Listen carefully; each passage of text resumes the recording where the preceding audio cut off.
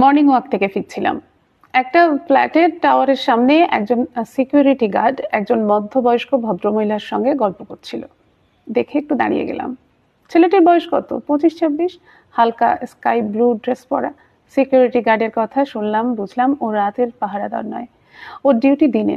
সম্ভবত তখনই ডিউটিতে এলো। ভদ্রমহিলা বললেন, কি সুজয়, কাজকর্ম সব গুছিয়ে তবেই এলে বুঝি, তাই না? মুখ টিপে হেসে বললেন, তোমার তো আবার অনেক কাজ সংসারে।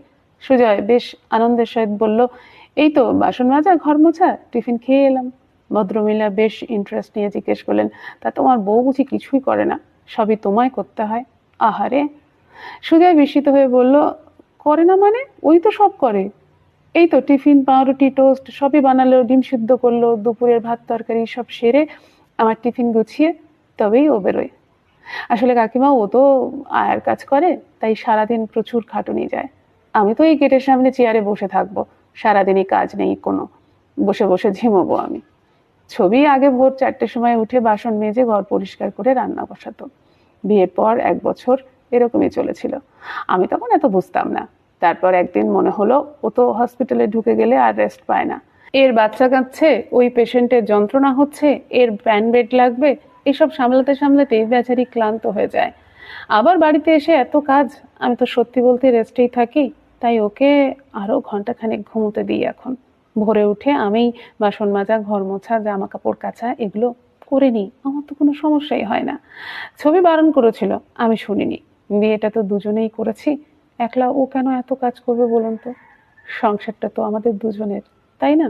সুজয়ের চোখে সূর্য উদয়ের হাসি। কুয়াশা ভেজা সকালের প্রথম রোদ্দুরে ঝকঝক করছে ওর সরল মুখটা। ভদ্রমহিলা বললেন, সে তো বুঝলাম, তবুও যার যেটা কাজ, তুমি পুরুষ মানুষ, রোজ রোজ বাসন মাজতে তোমার ভালো লাগবে কেন? একদিন ঠিক বিরক্ত লাগবেই। সুজয় হেসে বলল, মরেছে তাহলে তো খুব বিপদ। ছবির যদি রোজ রান্না করতে ভালো না লাগে, তাহলে আমি কি খাবো? অনভিজ্ঞ নতুন সংসার পাতা ছেলেটাকে মধ্যবয়স্ক ভদ্রমহিলা বললেন, ছবির কেন বিরক্ত লাগবে? বউ মানুষ, রান্না করতে বিরক্ত লাগলে চলে। কিন্তু তুমি বাসন মাজছো দেখে অবাক লাগলো। তোমার কাকা কোনোদিন জলের গ্লাস নিয়ে খায়নি। তোমার কাকা বলে, পুরুষ মানুষ নিজে জল নিয়ে খাবো, তাহলে বিয়ে করেছি কেন? সুজয় সরল বিশ্বাসে বলল, কেন কাকিমা, কাকা কি অসুস্থ? হাতে পায়ে কি কোনো সমস্যা আছে কাকার? ফিজিওথেরাপি করাতে পারেন, এতে কিন্তু ফল হয়। অনেকের কিন্তু উপকার হয়েছে এই মেসেজে। কাকিমা বিরক্ত মুখে বলল, অসুস্থ কেন হবে? তোমার কাকা মেয়েদের মতো সংসারের কাজ করেন না, বুঝেছো? সুজয় হেসে বলল, আমার বাবাকেও দেখতাম ভোরে উঠে মাকে চা হাতে ডাকতে, আবার চাকরিও করতো। কই, কখনো তো কেউ তাকে মেয়ে মানুষ বলে ডাকেনি। ভদ্রমহিলা সুজয়কে আর বৃথা বোঝানোর চেষ্টা করলেন না। কোনটা কোনটা পুরুষদের করা উচিত নয় সেটাও বোঝাতে গেলেন না। ঢুকে গেলেন ফ্ল্যাটে। সুজয় ছবির গুছিয়ে দেওয়া খাবারের টিফিন বক্সটা চেয়ারের উপর রাখতে রাখতে বলল, বাপরে, কত সব চিন্তা, কোনটা মেয়েদের কাজ কোনটা পুরুষদের, এটা কি ঠিক করে দিয়েছে ভগবান? আমার মনে হলো সুজয় নিজের অজান্তেই মহিলার গালে এক কষিয়ে থাপ্পড় মারল।